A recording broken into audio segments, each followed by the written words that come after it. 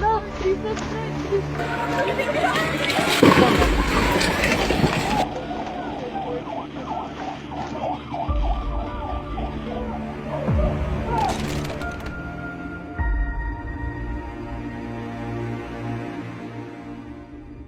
Gibutangan og police line kini nga area dinhi sa Purok Okra sa barangay Hagnaya sa San Remigio. Kini human nasigpatan nga adunay dako nga sinkhole dinhi nga area paingon na gyud didto sa dagat. Sa pagkakaron pipila sa mga residente dinhi nga area ang namakwit na sa ilang mga Pinoyanan.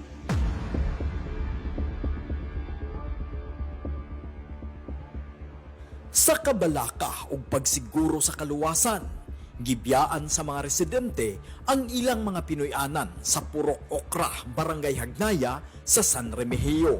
Sakit man sa ilang mga dughan, sila nibiya sa ilang mga Pinoyanan tungod sa dako ug lawom nga sinkhole nga nabantayan sa Barangay Road sa Purok Okra. Ang giproblemahan na mo ang kani nga balay Okay. kay sila man jud ang concern jud ana first of all.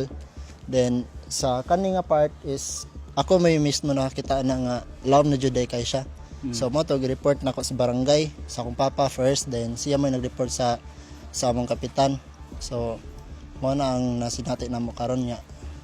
As of now, naglisod pa mig asa mo evacuate or mo relocate sa among kuan kay since dool ra man sa mo ang area nara sa unahan.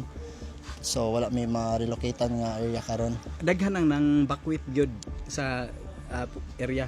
Oh, daghan na jud kay nang bakwit. Kay tungod ani sa dihang apart gamay na lang kay na sila dira. Kani mo na lang na sila gi-relocate pod kung asa sila mo relocate. So ang sa part na lang nga na area kana dira kani sad concern pa ni nila kay dool kayo. Sila sumam diha kana diha. Do ang mga tao diri nahadlok sa sitwasyon. Hadlok jud kay sir. Kay tungod lam jud kay siya sa tanan. Sa pagpakisusi sa Sugbo News Team, nakita ang mga liki sa Barangay Road sa Purok Okra. Sigun sa mga residente, ang sinkhole na bantayan human sa niigo nga kusog nga linog. Sa Purok Tangkong, nangahugno ang pipila ka mga Pinoyanan. Adunay dako kaayo nga liki sa yuta nga gituuhan nga fault line. Ang mga residente nabalaka sa ilang seguridad, labi na nga nagpadayon pa ang mga aftershocks. Si Governor Pam Barriquatro nagpadangat na og mga relief goods pasiuna nga tabang sa mga apektadong residente. Sa ila yung report sir, ang katong Hagnaya punta og Argawanon, Hagnaya fault line ba. Pero sa kanang tulo ka barangay sir, ang grabe jud og damage ang Barangay Hagnaya.